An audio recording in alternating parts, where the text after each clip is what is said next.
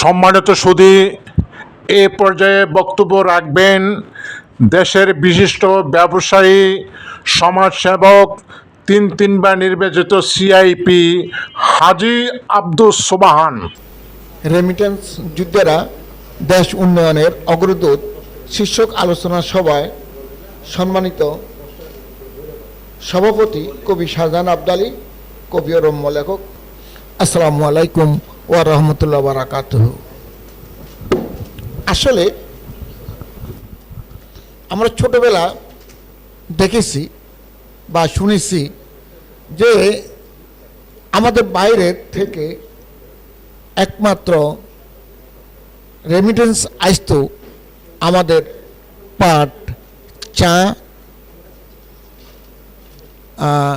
চামড়া, কিন্তু বর্তমানে আর এগুলা থেকে আমাদের বৈদেশিক মুদ্রা অর্জন এমন একটা আসে না।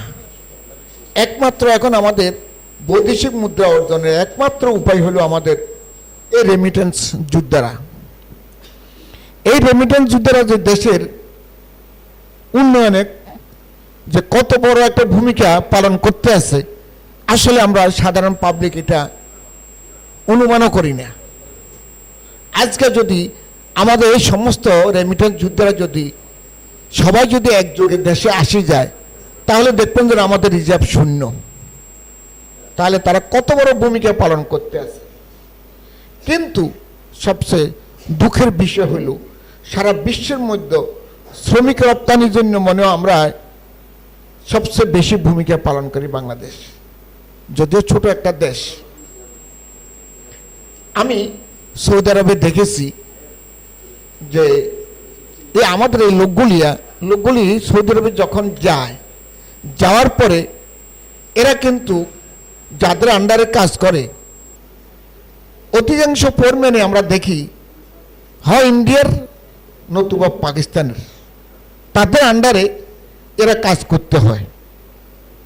আর আমরা যদি আমাদের রেমিটেন্স যোদ্ধাদেরকে যদি দক্ষ করে ঘরে তুলতে পারতাম, তাহলে আমাদের এখন যে রেমিটেন্স আসতে আছে তার অনেক গুণ বেশি আসতো।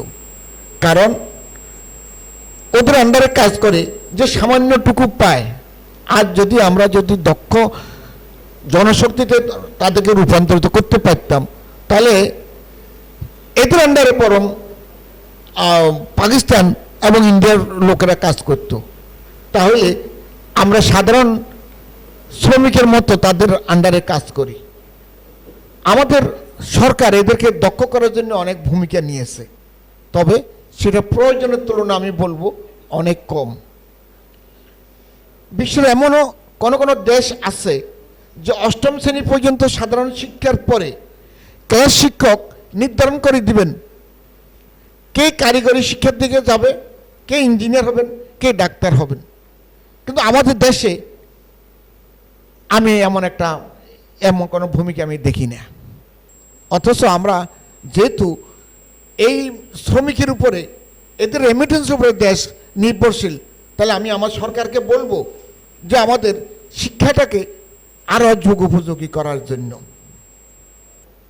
তবে আজকে এত সুন্দর একটা অনুষ্ঠান আয়োজন করার জন্য কবি শাহজাহান আবদালকে ধন্যবাদ জানিয়ে আমি আমার বক্তব্য শেষ করছি। আল্লাহ হাফেজ।